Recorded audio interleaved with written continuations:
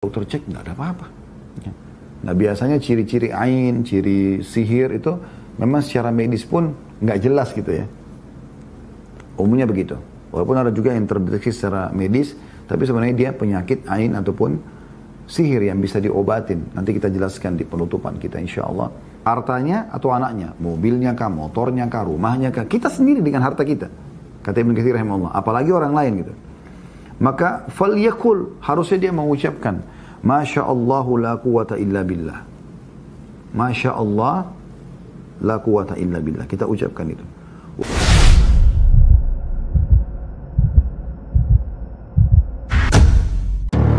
Di kampus masih pakai sepeda ya. Dalam kampus karena cukup jauh dari tempat tinggal kami. Walaupun satu camp, tapi dari asrama kami tempat tinggal ke fakultas cukup jauh, kami beli sepeda karena banyak teman-teman saya pakai sepeda. Kalau beli sepeda baru misalnya kita mengatakan, ceritakan kepada orang. Umumnya kalau saya temui teman-teman dari Saudi ya, mungkin karena mereka sudah diajarkan poin ini. Dan semoga insya Allah apa yang kami sampaikan ini bisa sampai ke seluruh masyarakat Indonesia. Bahkan yang mengerti bahasa Indonesia supaya betul-betul kita berhati-hati dengan ini. Setiap kali kami ceritakan, pasti yang pertama kalau dari lisan mereka, Masya Allah, Tabarakallah. Allah barik fik. Selalu begitu. Maha suci, maha suci Allah. Maha besar Allah dengan sesuai keinginan Allah SWT. Semoga Allah memberkahi. Terus mereka itu mendoakan begitu. Masya Allah tabarakallah, Masya Allah tabarakallah, selalu itu. Ya. Karena mereka tahu bisa saja dia tanpa dia sadari bisa mengenakan ain, gitu kan? Saya berbagi cerita teman-teman sekalian. Ada teman saya Dr. Hussein Jabiri, semoga Allah jaga beliau sekarang. Seingat saya tahu informasi terakhir, Masya Allah sudah profesor beliau. Ya. Di bidang tarbiyah ya, dulunya di Fakultas Dakwah bersama kami tamat tahun 98 dulu. Dia cerita sama saya waktu kami bicara tentang masalah penyakit ain ini. Satu waktu sempat diskusi ringan. Terus dia cerita, dia bilang ada sahabat dekat saya. Orang ini orang agamis, luar biasa gitu, dan faham tentang masalah ain. Dia bilang satu waktu dia duduk sama istrinya di sore hari, lagi minum teh. Tiba-tiba saja anak kecil dia yang perempuan itu baru saja teman-teman sekalian baru saja mandi, lucu rambutnya dikuncir gitu, bermain-main depan ayah dan ibunya. Nah teman Dr. Hussein ini, saya tidak disebutkan namanya oleh beliau tapi beliau ceritakan langsung. Dia bilang, tiba-tiba dia bilang sama istrinya, lucu ya anak kita. Ayahnya yang bilang kepada anaknya, bayangkan nih, si ayah pada anak.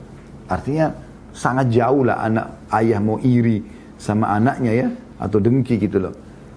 Tapi mungkin ada bibit-bibit dulu dia pernah tanamkan dalam hatinya itu sehingga kedepannya masih ada pengaruh-pengaruhnya gitu loh. Seperti itu bayangkan.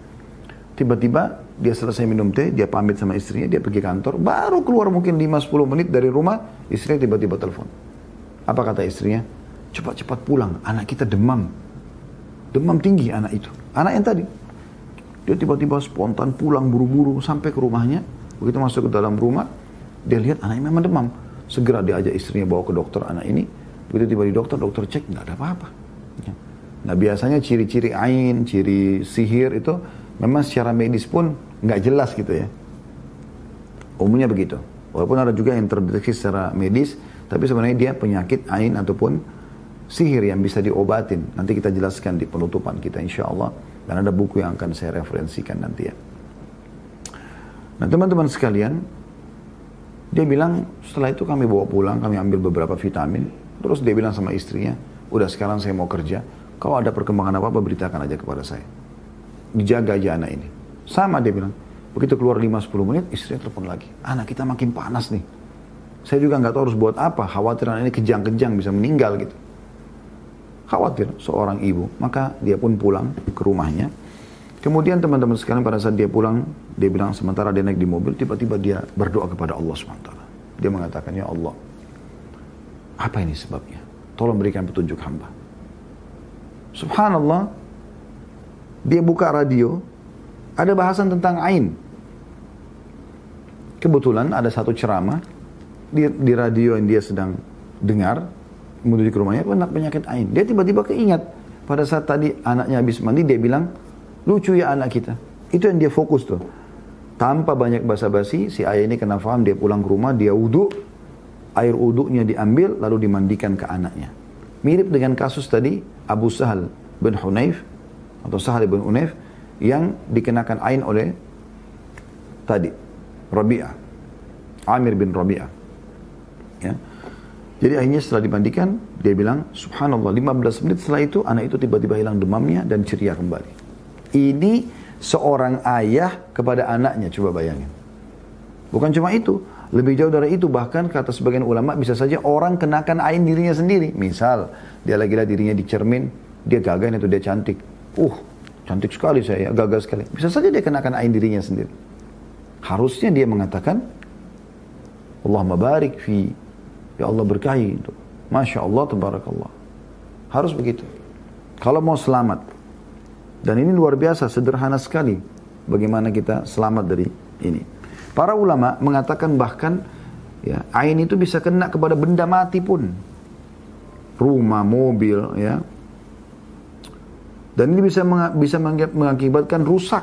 Bahkan sampai hancur. Oleh karena itu Nabi SAW sering berdoa dalam salah satu doa beliau, Allahumma inni as'aluka al-afwa wal-afwa fi dini wa dunyaya wa ahli wa mali. Ini kita baca biasa di zikir pagi petang ya. Ya Allah, aku mohon ampunan dan keselamatan pada agamaku, duniaku, keluargaku dan hartaku. Hadis Abu Daud nomor 5074. Juga Allah gambarkan dalam surah Al-Kahfi yang sering kita disuruh baca di malam Jumat, ya. Allah gambarkan di antara salah satu kisahnya selain Ashabul Kahfi ada kisah dua orang yang memiliki kebun, lalu yang satu ini diingatkan oleh temannya agar selalu memuji Allah atas kebunnya yang melimpah, ya. Dalam surah Al-Kahfi surah nomor 18 dalam Al-Quran, ya, ayat 39 berbunyi a'udzubillahi minasyaitonirrajim walaula id dakhalta jannataka qulta ma syaa Allahu la quwwata illa billah in tarani ana aqalla minka malan wa walada. Dan mengapa kau tidak mengatakan waktu kamu memasuki kebunmu, Masya Allah, la quwata illa billah. Nah, jadi selain tadi Allah mabarik, kita bisa bilang Masya Allah. Kita juga bisa bilang la hawla wa la quwata illa billah. Sekiranya kau anggap aku lebih sedikit darimu dari hal harta dan keturunan. Para ulama menjadikan ayat ini dalil bahwa harta bisa terkena ain. Dan boleh diruqyah ketika kena ain. Nah ini kita masuk ke masalah bagaimana kalau sudah terlanjur kena ain. Ya. Subhanallah, ada satu orang terjadi di Riyadh, ya, Saudi. Tiba-tiba saja anak ini yang tadinya berprestasi di sekolah, selalu ranking lah ya, sakit sehingga tidak bisa hadir masuk sekolah sampai beberapa pekan. Dan seperti seakan-akan sudah tidak bisa berfungsi lagi otaknya dia. Tanpa sebab, nggak jatuh, nggak kebentur misalnya. Bawa ke dokter rumah sakit terbaik di Riyadh, dokter mengecek, ternyata di otaknya itu ada seperti cairan. Dan ini cairan secara medis tidak normal, maka yang terbaik adalah harus disedot, dikeluarkan. Dan itu bagian batok kepalanya harus ada yang dilubangi gitu. Salah satu dari kerabat orang ini, faham agama, sering hadir di pengajian, Masya Allah. Dia tahu ada ain, ada sihir, ya. Dua hal yang berbahaya sekali di tengah-tengah umat ini yang harus kita berhati-hati, ya. Jadi praktek dukun, peramal, penyamun, penyihir ini luar biasa, harus diperangi. Tidak boleh didatangin dan harus diperangi. Dihilangkan secara total. Sampai Umar bin Khattab radhiyallahu anhu menyuruh menyembelih, bukan maksudnya dihukum mati, dipenggal lehernya para penyihir, laki-laki dan perempuan.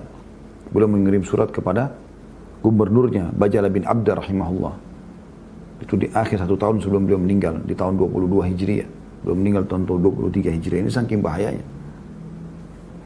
Tentu kita tidak bicara masalah ainnya, penyakit ain, pelakunya bukan dihukum mati tapi penyihir. Tapi ini biasa dua ini kayak saling berdekatan gitu ya.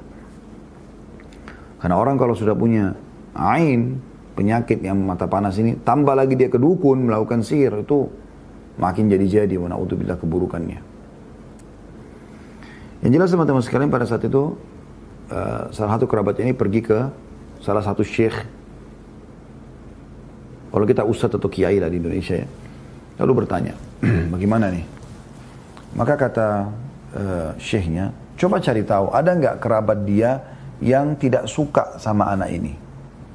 Mungkin secara fisik, mungkin secara prestasi. Maka tiba-tiba mereka bilang, memang anak ini berprestasi, ranking selalu di sekolahnya, anaknya tampan, gitu kan. Dia dipuji-puji oleh semua keluarga. Kata syekhnya, ada nggak di antara kerabat yang tidak suka? Maka mereka tiba-tiba mengatakan, memang ada satu tantenya yang punya juga anak yang selalu bersaing sama anak ini gitu. Jadi bersaing secara fisik, bersaing secara prestasi di sekolah gitu ya. Maka kata Syekh, coba cek ke tantenya itu. Diceklah, diceritakanlah pada tantenya ini. Kemudian tantenya alhamdulillah bisa terima. Dan mereka mohon supaya tantenya memberikan air wuduknya pada saat diambil. Karena orang ini sudah mau dieksekusi di rumah sakit besoknya. Lalu tiba-tiba diguyurkan di badannya, dimandikan air wuduk tantenya. Subhanallah, beberapa waktu setelah itu, dicek kembali oleh dokter, mereka minta dokter cek kembali, tidak ada cairan tersebut. Dan orang ini tiba-tiba kembali normal. Ini kisah nyata teman-teman sekalian.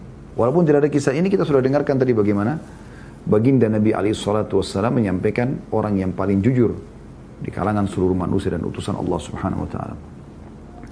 Ibnu Katsir rahimahullah berkata, qala ba'dus salaf, sebagian salaf berkata, man ajabahu syai'un min halihi aw malihi aw waladihi falyakul.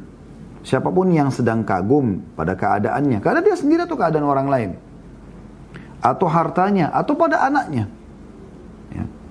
Dirinya sendiri, hartanya atau anaknya, mobilnya kah, motornya kah, rumahnya kah, kita sendiri dengan harta kita, kata Ibnu Katsir rahimahullah, apalagi orang lain gitu. Maka falyakul, harusnya dia mengucapkan, Masya Allahu la quwata illa billah. Masya Allah la quwata illa billah. Kita ucapkan itu. Wahada ma'khudun min hadhil ayal karimah. Dan ini diambil dari potongan ayat yang mulia ini. Tadi Al-Kahfi, ya, ayat 39. Masya Allahu la quwata illa billah. Sebagian ulama berpendapat juga bahwasanya penyakit ain, ketika melihat sesuatu, supaya tidak terjadi, baik dari pemilik ain ini ataupun orang yang sedang dipuji. Perusahaannya, oh perusahaannya maju ya, Masya Allah la hawla wa la quwata illa billah. Mobilnya bagus ya, Masya Allah la hawla wa la quwata illa billah. Mau orang muslim atau kafir yang sedang memuji kita. Oh bajunya bagus, Masya Allah la hawla wa la quwata illa billah. Tampannya cantik ya, Masya Allah la hawla wa la quwata illa billah. Anaknya lucu ya, Masya Allah la hawla wa la quwata illa billah. Selalu begitu. Selalu begitu. Kalau Anda mau lebih jauh, Anda bisa ketik di YouTube nanti tentang contoh, ya, penyakit, bahaya penyakit ain. Akan ada. Subhanallah, kalau di Timur Tengah tuh nyata sekali gitu.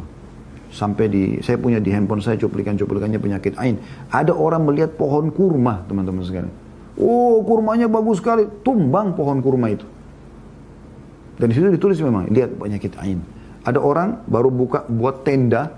Dia orang kaya raya, rumahnya bagus. Dia buat kayak kemah gitu.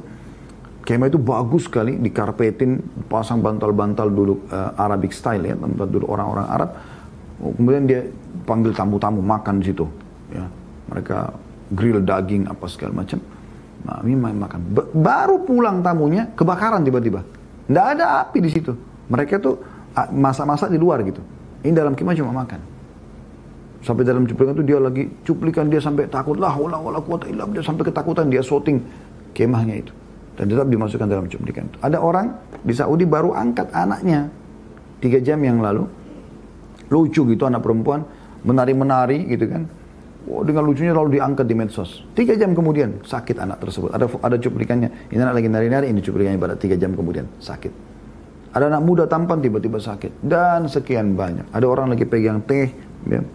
Kemudian teh itu mau diperlihatkan ya, mau dihidangkan, lalu yang tamu ini bilang, oh tuangkan teh dari tanganmu yang bagus, pang, pecah gelasnya. Subhanallah, ini terjadi ya. Saya tidak tahu waktunya keburu atau tidak, tapi saya akan coba minta sama tim, kalau bisa nanti cuplikan dari handphone saya bisa diangkat, saya coba ditanyakan, kalau bisa nanti dari handphone ini diperlihatkan. Jadi apa yang saya bahasakan tadi itu ada cuplikannya di handphone ya.